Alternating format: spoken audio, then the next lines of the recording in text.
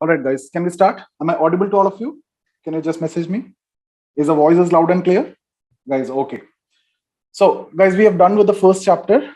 Any doubt from the first chapter, the three topics that we have covered, right? So, emergence of sociology we have done, and then the scope of sociology, and sociology and common sense.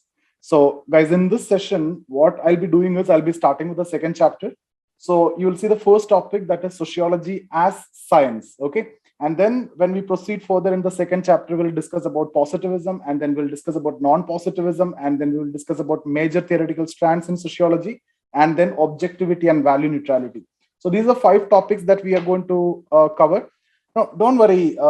Who is this Galaxy tab, guys? Please, when you're joining, at least join with your name, because I don't know most of you, in fact. So it will be great if you can join with your name, because second time I can, recollect your name. So, guys, these are the five topics that we are going to do. So, if you have missed, if it is your first session, the videos are available to you. So, just watch the first three sessions and then cover it. It is very simple only. If you have any doubt, you just come to me, you ask me. That's it. So, we will start with this topic, sociology as science. Okay. Now, what are the five topics that we are going to cover? Guys, second chapter is going to be very important for you, and you can expect two questions, and mostly they will ask questions from here, whether sociology is a science or not. Is sociology a science? So these kind of questions is what they used to ask from this topic. Apart from that, positivism, non-positivism, favorite topics. Within non-positivism, various non-positivist methodologies or the principles they will ask you, like phenomenology separately they will ask you, ethnomethodology they will ask you. So this is one of the very and most important chapter. Okay. Apart from that, this topic of objectivity and value neutrality also is going to be very important. I'll tell what is objectivity, because when I'm going to answer this topic, sociology as science, we definitely have to talk about objectivity. So I'll be briefly mentioning about objectivity in this session as well. Okay. And then we will see the major theoretical strands as well. So guys, let's start with this session, sociology as science. Okay. Now, we need to understand the context of this topic actually. So they will be asking you questions like, is sociology a science? All right. So this is what actually you can expect as a question from this topic. Is sociology a science? Or can we consider sociology as a science? Like this kind of questions. Now, if you remember, when I've discussed about emergence of sociology, towards the end, if you see, I've discussed a point, and I've told you at that point of time, this is going to be very important because I'm going to take up this point in the coming session as well. What was that? The initial intellectuals or the initial sociologists wanted to make sociology on the line similar to natural science. Saint Simon even thought of social physics, which is similar to or which is analogous to natural science physics, right? So we have discussed about that. So you can see that inclination of the initial sociologist, or they wanted to make it similar to natural science. Why they want to do so? Because science is getting very popular and people believe only in science, right? So I've told you this is a renaissance period, age of enlightenment. Intellectual background, if you see, everything is explained in terms of evidence and reason, logic and reason. This religious explanations and all, those are things of past, it's over. So everything has to be scientific. So there is a scientific worldview was prevailing at that point of time. So if you need to come with a new discipline, if it need to get acceptance among intellectuals, forget about intellectuals, guys, among the common people also, you need to claim or you need to tell that this is scientific. The investigation is done in a scientific way, the method of inquiry and everything in a scientific way. That's when you will get that initial legitimacy or you will get that acceptance in the beginning. That's the reason why, if you see initial sociologists, they wanted to make it very similar to natural science. That's why that Auguste Comte and Saint Simon, that thought of social physics and everything that we have discussed. And you will see later, they have used methods from natural science as well. You can see even when we discuss about Emile Durkheim, there is a very famous study that we will be studying in future, theory of suicide. In that, he is actually using method directly from natural science. What is that method? Statistical techniques. Guys, sociology is studying, human beings. So how can you study human beings based on scientific methods, especially statistical techniques and everything, quantitative methods? How can you quantify emotions, right? So these are the objections which has been came later. So initial sociologists, they wanted to make it similar to natural science, and they have employed the perspectives and the methods similar to natural science. They wanted to make theories like natural science, which will help in the prediction of future as well. Is it going to be possible ever to predict the future course of society? This point I have discussed in the emergence of sociology as well, right? What is that? The intellectual started thinking of a discipline which could explain these changes, provide solution, and also to predict the future of society. And then I've talked about Auguste Comte, Saint Simon, and all other intellectual background. So that was the beginning, right? And then when sociology emerged, they wanted to make it similar to natural science. They use methods, they use perspectives, they use the same approach of natural science. Auguste Comte tried to make universal theories, right? Herbert Spencer compared it with organism, and he claimed that it is similar to biology. We have seen that comparison. Emile Durkheim also used the methods pretty much similar to, or exactly cut, copy, paste the method from natural science. Now, the objections have raised. On what logic? On what basis? Sociology studying society. Society is composed of human beings. Human beings have meanings, emotions, motives, and everything. Can you use statistical techniques to study these emotions? Can you quantify these emotions? These emotions, love, hatred, or whatever it is, can you quantify this? No. If you cannot quantify this, how can you use these methods? This is a question, and this is a context. So in this context, this question have arisen: is sociology a science? Can we use the method similar to science and sociology? Is it possible or not? That is what actually we are going to address here. So the context is set, guys. You need to tell what is the context, what the initial sociologists wanted to do. So how will you proceed? Sociology emerged in response to challenges posed before modernity in medieval Europe. So we talked about the emergence. Since its emergence, the initial sociologists wanted to make it similar to natural science. We discussed about that also. Saint Simon even thought of social physics. Auguste Comte wanted to make universal theories of social organization. Emile Durkheim even tried to use statistical techniques directly in sociology, especially in his study of suicide. So you can discuss all these background and then tell, now the objections have raised with respect to the use of scientific techniques or scientific methods in sociology, because the subject matter is different, right? Natural science study matter which do not have consciousness. You know, water is heated at 100 degrees Celsius. You know what is going to happen. You can predict it. You freezing the water at 0 degrees Celsius, you know what is going to happen, right? But that is not the case with human beings. So will there be a possibility to make universal law? Will there be a possibility to make quantitative methods, something which can be quantified? Can you quantify the emotions of individual? These are the objections. And there's a context that you need to explain in just one paragraph. 40 words is what you can use minimum to explain this much. So I hope you guys understood the context. Now, if you understood the context, things are going to be very simple. There is nothing difficult in this. So once you understood the context, now what we need to tell is, we need to explain what do you mean by science. So what I'll do is I'll tell you what is science. I'll also give you some conditions of science.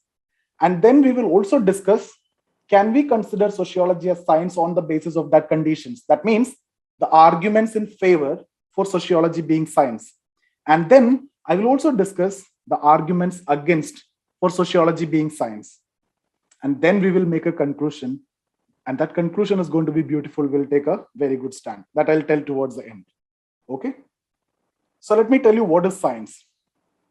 Guys, in the beginning, like 19th century beginning and all, the conception of science is like this: any body of knowledge which conforms to the ideals of empiricism and inductivism. Empiricism means you study the external reality, something which can be quantified. Okay. And inductivism means it's a method of theory building, which I've explained before in the first or second session. What is that? You start without any assumptions and collect data, make interpretation. Based on that, you make generalization or theory building, which will be testable, which will be replicable, which can be used to predict the future of society. That's the inductive method. Deductive approach is different. You start with an assumption, that is what hypothesis. You'll try to prove that hypothesis. Perfect. So any body of knowledge which conforms to the ideals of inductivism and empiricism is considered to be science. It has to yield universal theories also. So these are three main points: empiricism, inductivism, universal theories.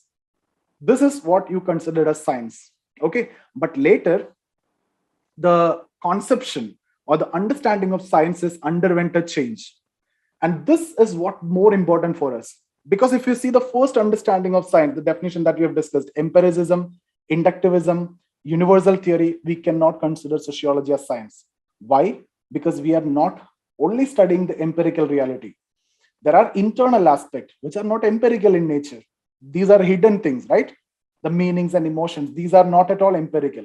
And inductive approach is not that easy in sociology. We mostly use deductive approach. So if that is the definition or the conception of science, sociology can never be a science. Now let's see the different understanding of science. Okay, any body of knowledge, or now this is going to be very simple. If investigation is done in a scientific way, then you can consider it as science. So this is very simple, right? There's a very simple definition of science. If the method of inquiry is scientific, that body of knowledge can be considered as science. Now, before, what you are stressing on? Any body of knowledge, that means what you study. It is related to that, right? Now, it is about how you study. Before, what you study. Like any body of knowledge which conforms to the ideals of empiricism, inductivism, naturalism, or theory building. So that is considered as science. Now, if the method of inquiry is scientific, that means how you study. Before, what you study. Now, how you study.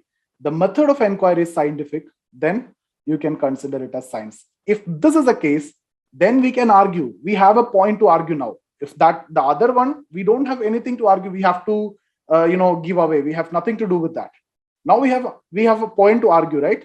We can say, we can give examples that we are doing the investigation in scientific way. We are using evidence and reason. We are using various perspectives. We are using different methods to collect data. We have a lot of arguments to make if this is the case. And based on this only, we are going to proceed further. Now, some conditions are also laid down. What are the conditions? Just remember these conditions, guys. 5, 6 conditions. I'll explain each one of this. First one, inter-subject reliability. Just remember it. I'll write it also so that things will be more clear. But let me tell you first. Understand it first. Okay. Inter-subject reliability, quantifiability, theory building, that means theoretical orientation, and objectivity, testing, and prediction. These are the 6 points you need to remember. Otherwise, context we have done, right? Explanation of science, we have done 2 different types of explanation. Now, these are the conditions. I'll just write it. Just remember it from here itself, guys. Okay, there is no need to go home and keep on trying to mug it up. Just remember it here itself. These are the conditions of science. Inter-subject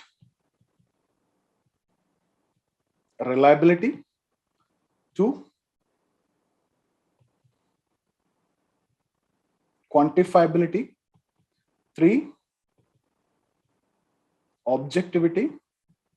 4, theory building. 5, testing, and prediction. Okay, so these are the 5 or 6 conditions. Now, what is inter-subject reliability? Guys, inter-subject reliability means, what is inter-college festival? Same. Inter-college means between subjects. Like any subject, if you take, the meanings should be same. For example, when I talk about something, atom, oxygen, right, water, all these are having same meaning across subjects. When I talk about electron, when I talk about nitrogen, when I talk about organism, the meaning is same in all subjects. That is what you mean by inter-subject reliability. Quantifiability means the scope of that subject should be quantified clearly. Like, you know what to be studied in math, right? What to be studied in physics. It is quantified clearly. What to be studied in biology, what to be studied in chemistry. You know what is the subject matter. That is what you mean by quantifiability. Objectivity means you need to be objective in research. That means there should not be any personal bias whenever we conduct any investigation. Like, I'm going to study religion. For example, I'm talking from sociology. I'm going to study religion. I'm a Hindu, but I should not be studying religion as a Hindu. Okay, or I may be a Muslim. I should not be conducting the study as a Muslim. That's what you mean by objectivity. If I try to conduct study as a Hindu or a Muslim or a Sikh or a Parsi, then it is going to be very difficult. I may be slightly inclined to that religion, and I'll also try to malign the other religion. So that's what you mean by there should not be any personal bias. You may belong to this, or you may be a female and you're going to conduct a domestic violence study on domestic violence, and you are a person who's experiencing it. The way you are going to make a conclusion will be completely based on your personal bias and your experience, though there may be different other varieties and different other reasons and different other opinions also. You got my point, right? That's what you mean by personal bias. Science, it is not possible, right? But social science, when human beings studying human being, that is possible. That is going to be a question, objection. We'll come to that.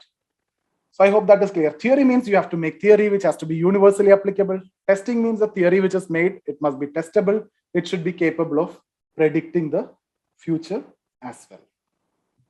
Okay, so guys, will you be able to remember this? I'll repeat it: intersubject reliability, quantifiability, objectivity, theory building, testing, prediction. You remember it now itself, guys. This is only what you need in this topic. It's over. Now we need to tell the arguments in favor. So we are going to advocate for sociology as science. Okay, so we're going to defend it. First, let's take this one, intersubject reliability. We can tell that sociology is showing considerable, see the word that I'm using. I'm not saying absolute intersubject reliability. Sociology is having considerable amount of intersubject reliability. So guys, each and every word that we are writing is perfectly structured, and that's how it is given in the PDF. I cannot say complete reliability. I cannot say zero also, because we are advocating for that. So considerable amount of intersubject reliability. For example, the concepts like family, it is having same meaning across subjects. Religion, same meaning. Group, these are having same meanings across subjects. Correct? So there is a considerable amount of this. Quantifiability, the scope of sociology is defined clearly. Correct? Auguste Comte defined the scope. Emile Durkheim defined the scope as social fact. Weber defined the scope of sociology as social action. But different people have defined it differently. That's a problem. There is a vagueness that we can discuss when I discuss the arguments against. Okay, so you can now say different thinkers have defined the scope in a clear way. Okay, objectivity, you can say although complete objectivity is not possible in sociology. Why? Human being studying human being. So listen the words that I'm using, guys. Although absolute objectivity is not possible in sociology,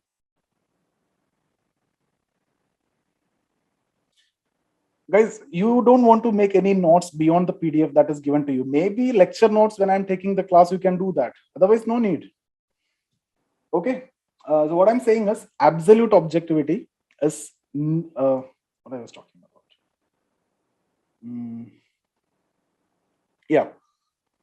We were talking about objectivity, arguments in favor, right? So although absolute objectivity is not possible, but in sociology, we are trying to ensure maximum possible objectivity by using proper methods, okay, proper training of the investigator, etc. So we are also talking about these things, and we are saying that we are trying to ensure objectivity.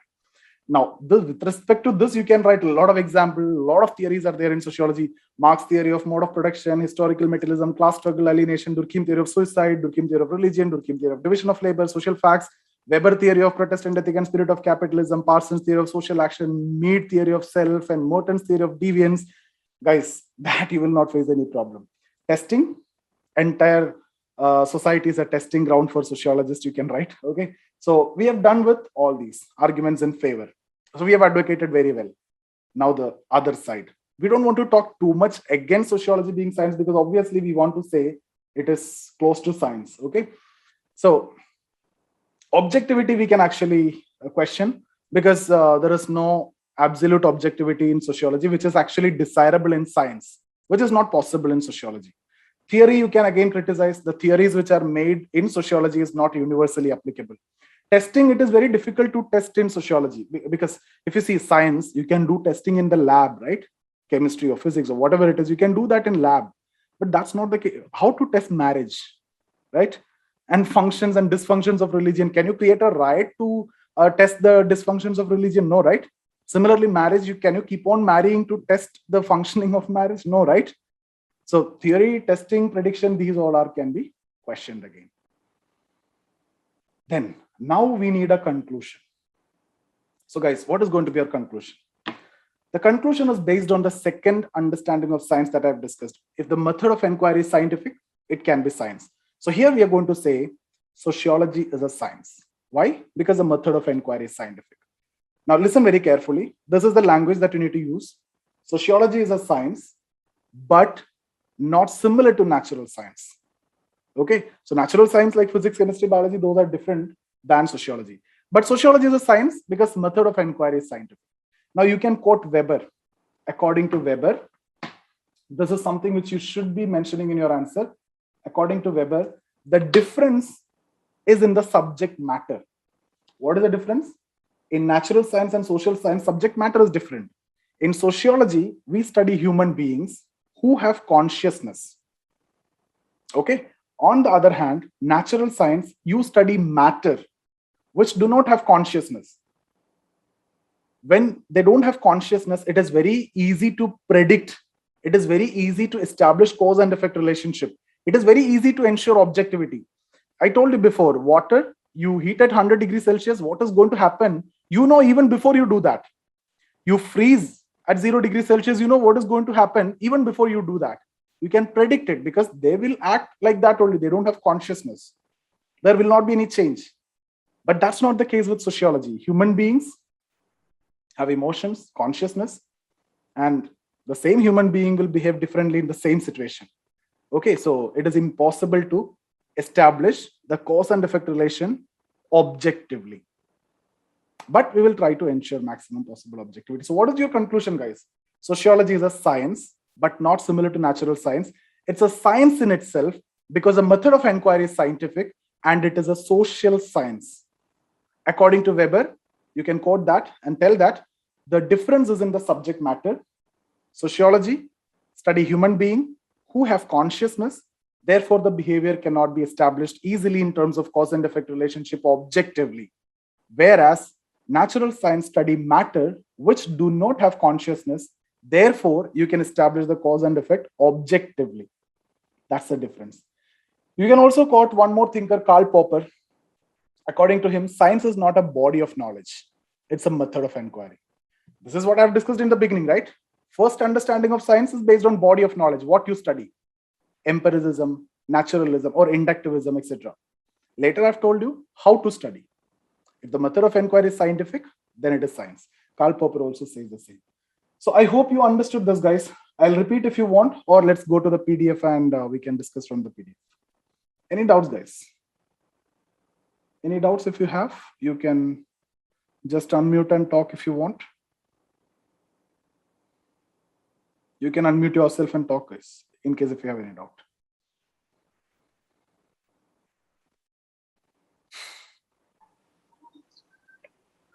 Sir, this is Divya. Sir, regarding this, I have one doubt, sir. That is, if we read sociology in a scientific method, then we can define it as a sociology as a science. If we don't read sociology in a scientific way, can't we define it as a science? Then how the thinkers are relating that? No, yeah, tell me, can you repeat it? I was just thinking about something else. Yeah, I'm sorry. Okay, fine, sir. So sociology, we are defining it as a science because we are reading it in a scientific method. If you don't read it in a scientific method, cannot we define it sociology as a science? Then why thinkers are relating the science as a sociology? Now that initial thinkers were relating it with sociology as science, but later thinkers, they are of more of the opinion that sociology is not science like natural science. That